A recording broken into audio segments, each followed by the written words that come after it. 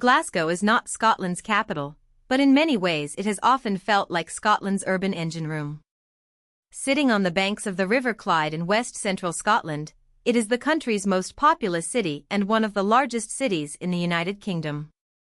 Today, the city proper has more than 600,000 residents, while the Greater Glasgow urban area passes the 1 million mark.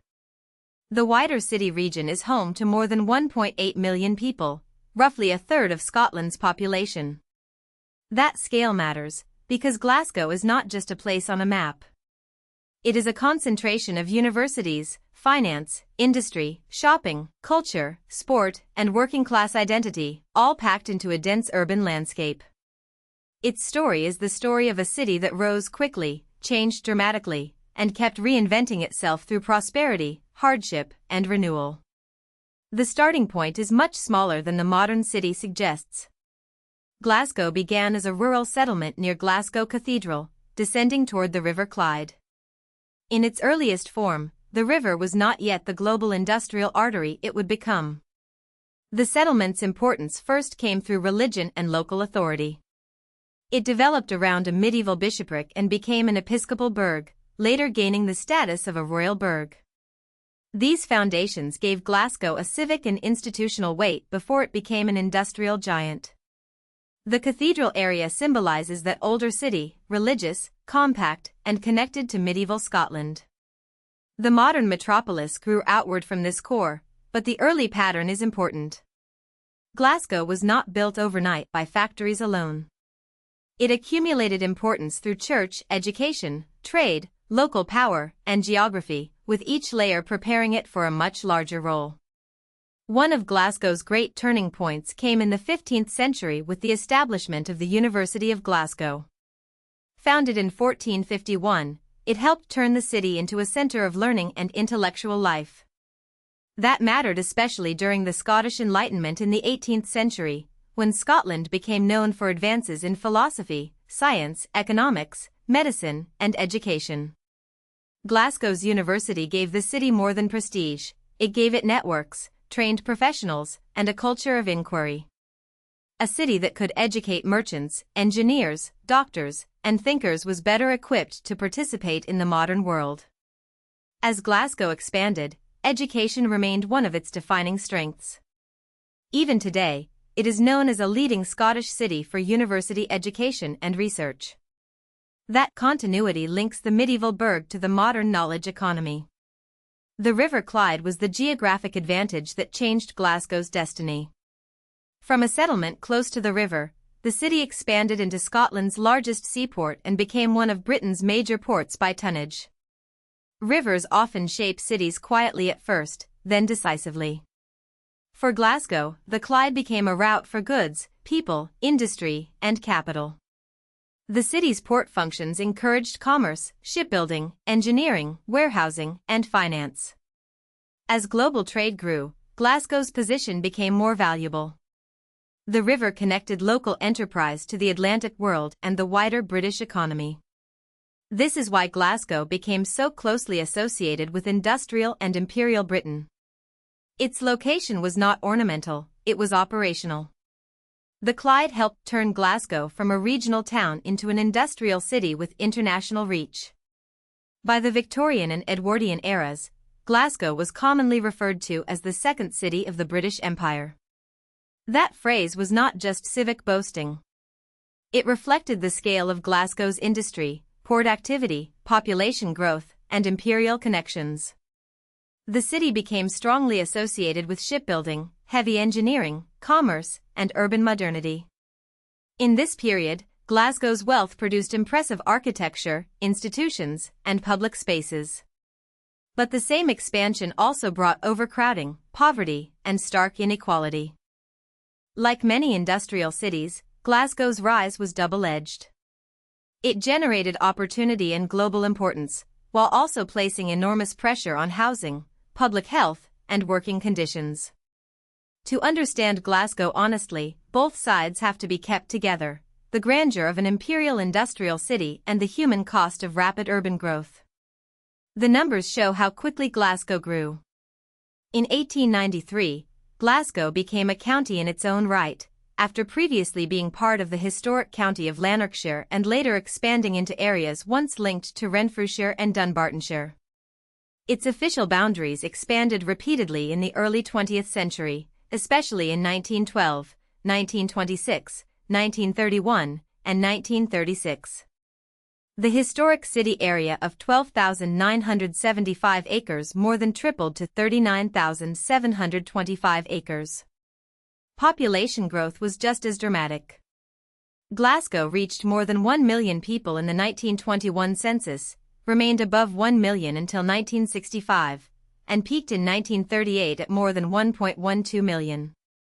These figures reveal a city under constant pressure to absorb people, housing, infrastructure, and work. Glasgow was not simply growing, it was being stretched, reorganized, and redefined. Glasgow's population story did not move in only one direction. After the mid-20th century, the city's population fell sharply, not because Glasgow suddenly became irrelevant, but because the city was reshaped by urban renewal and relocation policies. In the 1960s, comprehensive redevelopment projects moved large numbers of people out of older inner-city districts and into new towns and peripheral suburbs. Places such as Cumbernauld, Livingston, and East Kilbride became part of this wider redistribution.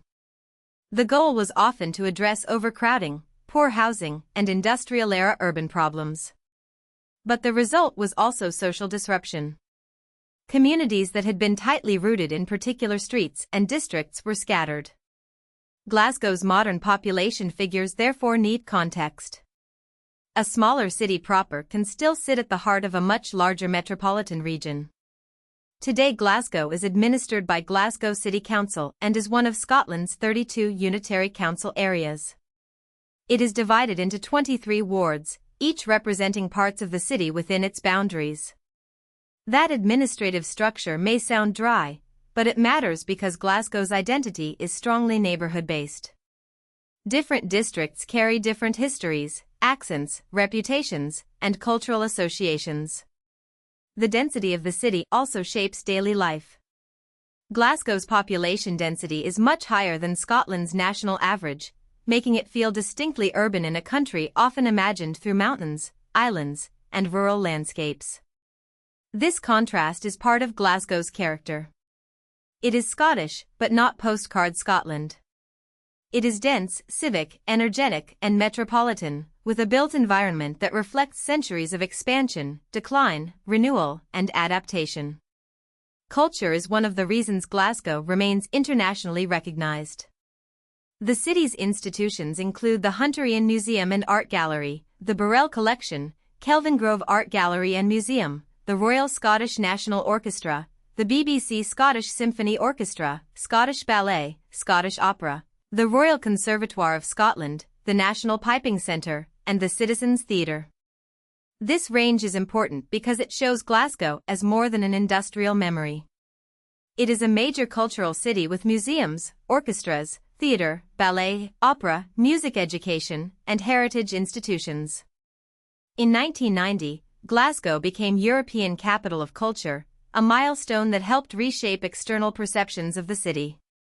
The title did not create Glasgow's culture from nothing, rather, it highlighted a cultural depth that had already been building across art, music, performance, and civic identity.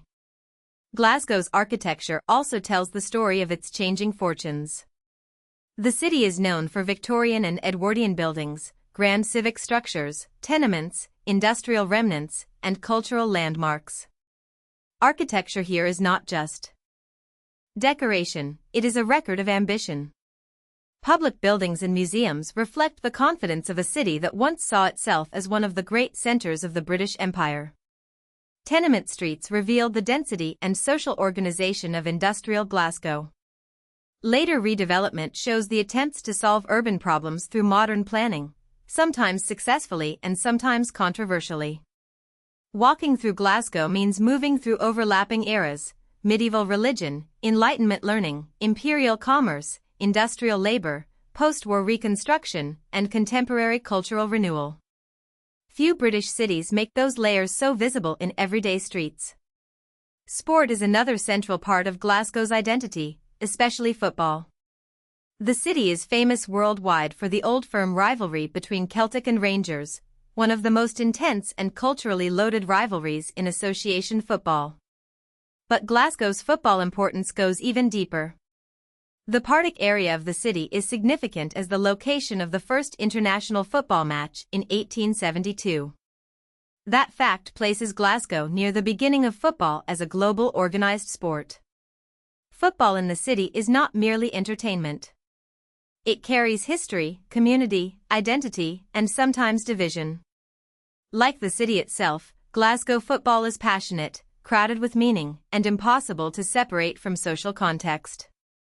It is one of the clearest examples of how local culture can become internationally recognizable.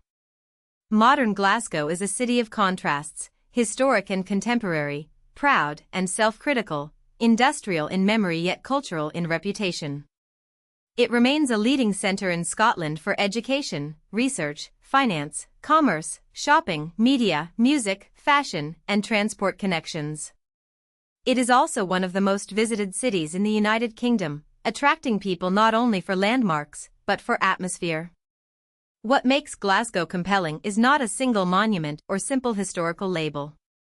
It is the arc of transformation, from cathedral settlement to university city, from river port to imperial industrial powerhouse, from overcrowded metropolis to reorganized regional center, and from post-industrial challenge to cultural confidence. Glasgow's story is ultimately about adaptation. The city has repeatedly changed form without losing its force. If you found this helpful, please like this video and subscribe for more explainers.